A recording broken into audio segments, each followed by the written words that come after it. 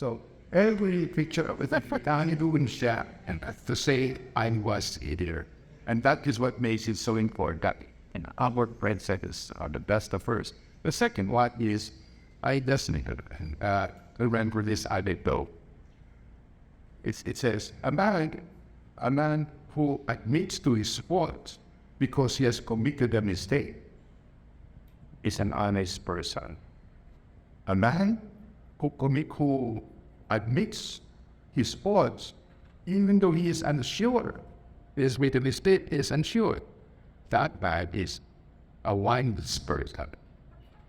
And the man who admits to his faults, even though he is right, it is a husband.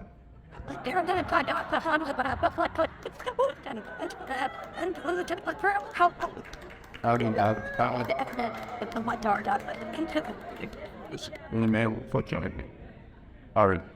brothers and sisters, let me begin with my talk with a letter of unfortunate W sent to one of our religious brothers. Let me just read through it.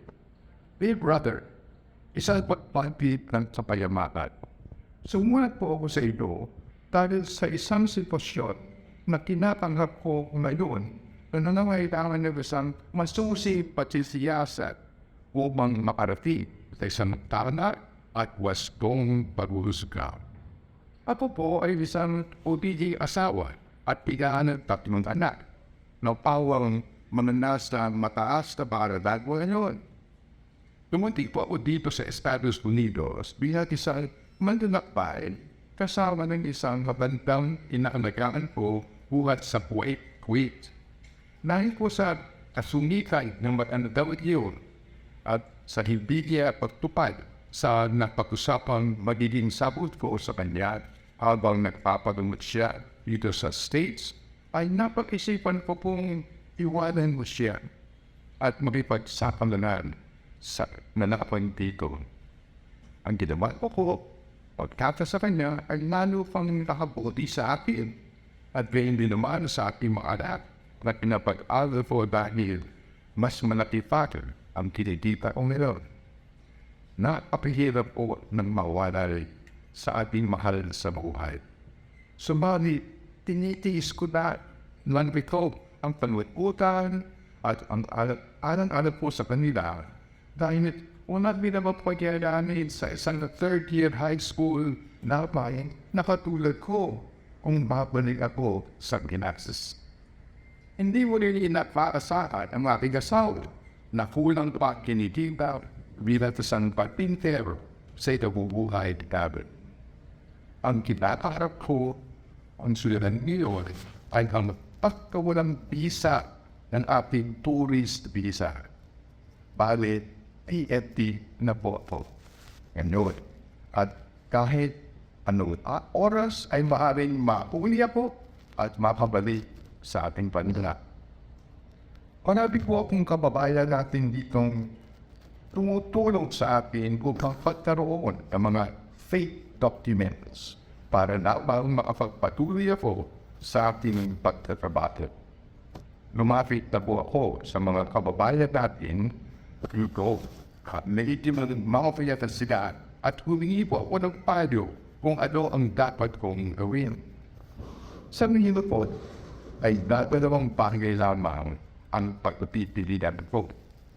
Umalik sa Pilipinas at harapin ang kahirapan. At manatili dito bilang isang TNT total and go sa isang fake marriage. Pero may dapat pa po akong gawin bago ako magpapasama sa kanya. Dahil po may asawa po akong totoo. Tinatanda ko po makipaghiwalay muna ako paniligan sa aking asawa sa Pilipinas. Pero halikasan ako dito at malitigan ang pagtigil ko. Ito naman po ay isang estrategiya naman at ito'y gagawin ko dahil ito naman po ang kanin paraan para maging tigan ako dito at mapetisyon ko ang aking mga anak at asawa sa hinaharap. Kapag nakasal na po ako dito at naging legal na, ay makikipaghiwalay ako sa taong nagpakasal sa atin na hindi ko naman talaga pakikisamahan. Tama po ba ang desisyon gagawin ko? Wasto po ba ang landas na tinatahak ko? Kasalanan po ba ang gagawin ko pagpapabasal? Kayong ito ay para rin naman sa kapakanan ng aking asawa, mga anak at mga kasambahay na maangi kong matulungan at nakarap. Iwara ko ba ang gagawin ko? Kung ito po ay kasalanan, saan po ako nagkasala? At paano naman po ako nagkasala? At kung ito po ay hindi kasalanan, bakit din po nagpapahal yan kapatid?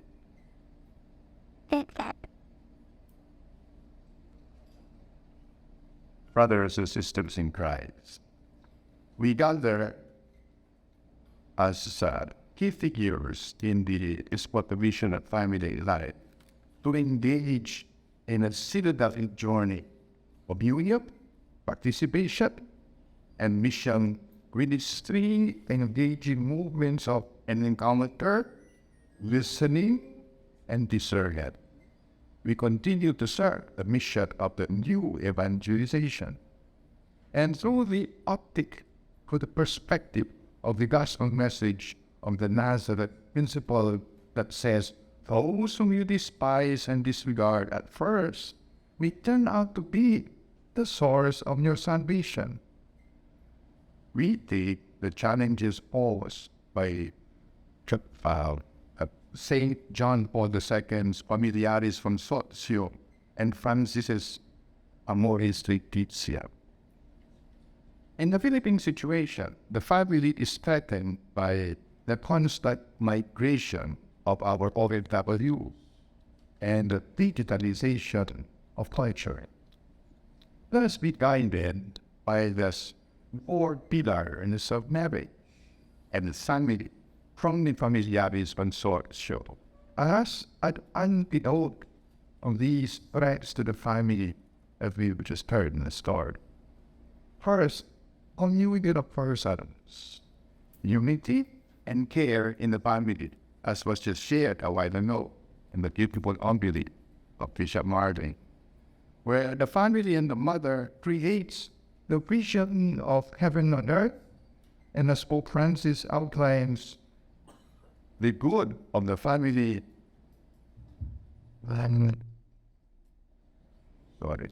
consisting in the need or catechesis in a context and context is a must. No great favors. Sorry, cut it. I really beat. Community of persons, where the father and the mother creates the vision of heaven and earth. And as Pope Francis continues, the good of the family consisting in the sharing of relationships of faithful love, cooperation, trust, and reciprocity. Therefore, let us rediscover the beauty of family life, wearing the lenses of the Holy Spirit, as He spoke in the family today, who are confronted with these challenges. We go back to the bustiness of the story of the OFW. Second, pro-life, upholding life from birth to natural death, where the unborn and the elderly are nurtured and protected, even from judicial and legislative agency agendas that espouse the murder of these vulnerable sectors of the body through abortion and euthanasia. Number 3, sharing in the mission of the church, worship, service, and evangelization. We ought to be able to start a series of synodality from the exchanges of family and life ministries experienced as within and through a family and life organizations and the other regional family and life ministries in this two-day conference, as we listen to the values, reports, and testimonies, we are envisioning an overarching goal of the Family and Life Organization, offering their programs for the service of the parishes, much like offering these gifts of the Spirit at the foot of the cross.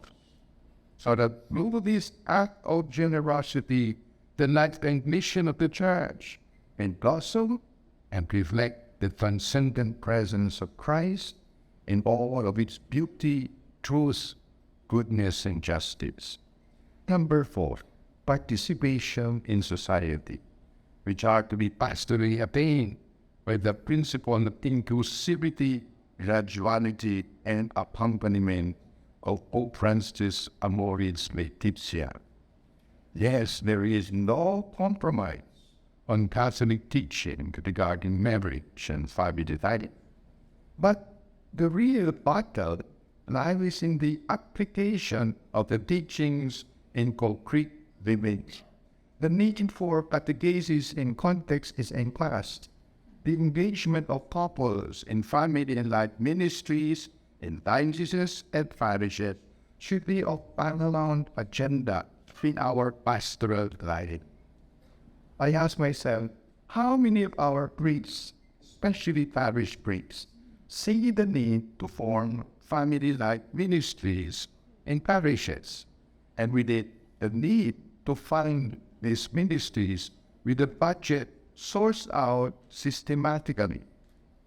Earlier, I spoke to you about the Nazareth principle. Blessed Pope Paul VI once said that Nazareth speaks of silence, work, and family. This is the Nazareth principle.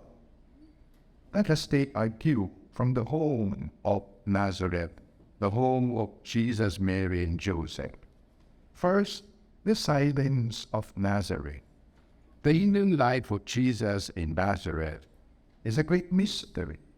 We don't read anything in the Gospels except that Jesus grew especially in wisdom, age, and grace before God and people. The simple student speaks of the profundity of the mystery of God. He is the hidden God. He takes us by surprise by making grace actually in an obscure town of Nazareth. Second, the dignity of human labor in Nazareth. Jesus is known as the son of Joseph, the carpenter. He was raised by the sweat of Joseph's brow. His labor is our connectivity with creation. We are sanctified by his work.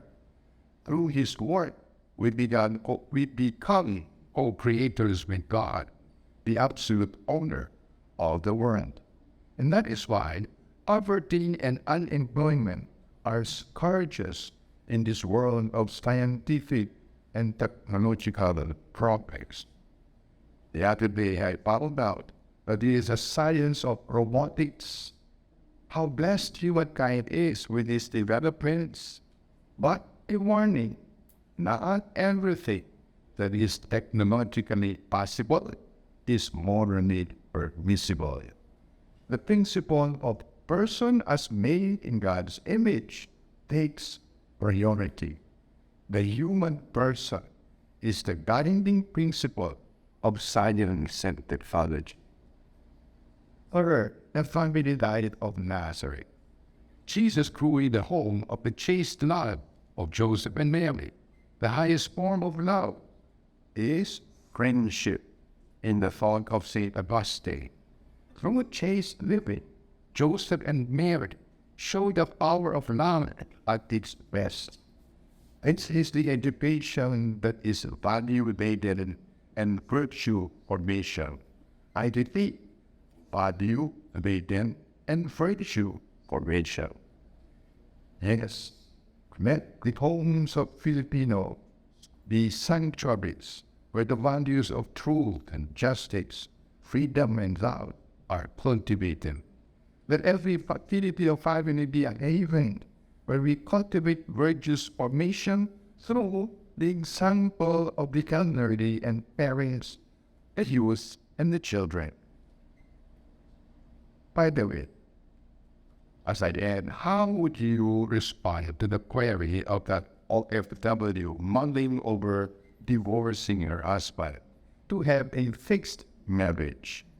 How do you teach the duties of the inviolability of marriage and reach out to her pastorally?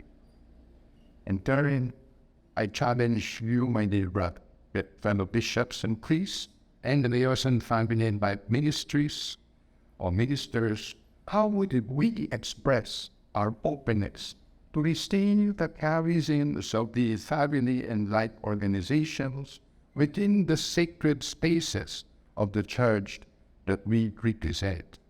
As we open this convocation of the Episcopal Commission of Family Life and entrust everything to the protection of the Holy Family of Nazareth, Jesus, Mary, and Joseph, pray for us.